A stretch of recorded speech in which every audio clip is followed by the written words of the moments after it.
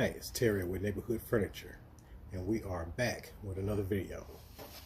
This time we're going to tackle how to avoid scams on Facebook Marketplace. Now, the scammers prey on the inexperienced and the people who are really used to buying and selling on Facebook. And you can get scammed from either buying or selling on Facebook. So I'm going to show you how to avoid scams when buying and when selling. First, I'm going to go over how to avoid scams when buying. Now, when you see an item and it's priced too low, it's too good to be true, that's your first sign. Take that note and take caution. Ask as many questions as possible.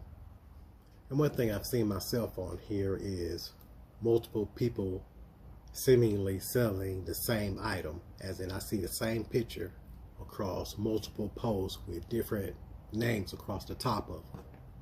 Now, this is a red flag in itself. Somebody's using a person's photo or somebody's stealing photos, claiming it's their own and claiming it's selling. So in this case, I heavily advise you to go into the profiles and look and check them out. And in the buy and sell groups, you have the option to comment on posts, buy and sell posts. This is something you can't do in Marketplace. So if you're in buy and sell groups and you're buying, well, you can go down and look at the comments, and you can leave a comment, you can ask questions, or see what everybody else is saying. And sometimes the comments will be turned off. Now, why would somebody not want somebody to ask questions? Somebody just wants you to message them. So this is automatically a red flag to me. If you go through the trouble of turning comments off, then it's a reason why you don't want to hear from people publicly. And next, you need to check the seller's marketplace profile. Look at the type of items they're selling. Check their seller ratings and reviews. Read up on them and see what other people say about them. Also, look at things like how old is the profile. Was it made just a couple of months ago? Or like me, maybe 10-15 years ago. That matters when you want to buy from somebody. Facebook has been around too long for somebody to just be popping up and wanting to sell something. And lastly, when buying, you need to be aware of sellers that demand money up front.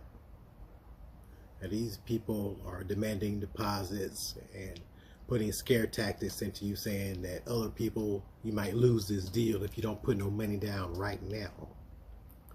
The rush to send some money some kind of way is a red flag. And now that we learn how to avoid scams on the buyer side, let me show you how to avoid scams on the seller side. Now, when it comes to sellers, the scammers will take money, or they'll take your info, or both. They'll take anything they can to make some profit off of. Now, one red flag I know to avoid is the immediate, "I'm interested, call me," and immediately gives a number. Never call the number. Just simply reply, "I can only text here for right now." An interested buyer will go through the correct measures in order to buy what they want. These people are interested in getting your phone number in order to backdoor their way into your Google account, which in turn hacks your Facebook or anything with password saved, which I know you probably have a password saved up on the Google. Giving people your phone number is like getting remote access, like how you would use your phone number in case you forgot your password. You would have them text a link or text a code for you to put in. That's how these people backdoor their way into your Google accounts. So never call them, or set up some, if you have to call, set up some separate number that's away from your accounts. Now, as far as my business page goes, I get messages on my business page.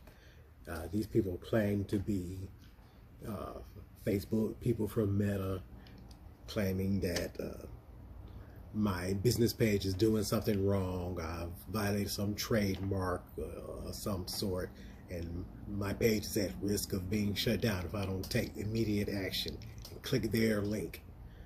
Well, of course, we know that this is a fake. Facebook won't get in touch with you in this manner. So we know to avoid these at all times. Nobody from Facebook is going to send you a link.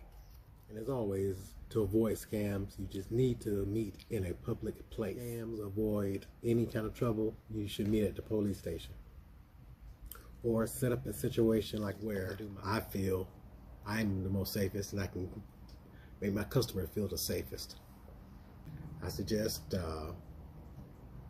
parking lots, large parking lots, grocery stores, Walmarts, and things to that sort. Anywhere where there's camera view.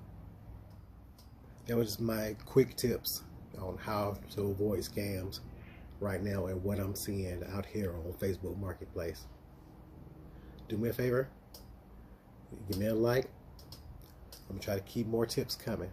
Thank you for your time.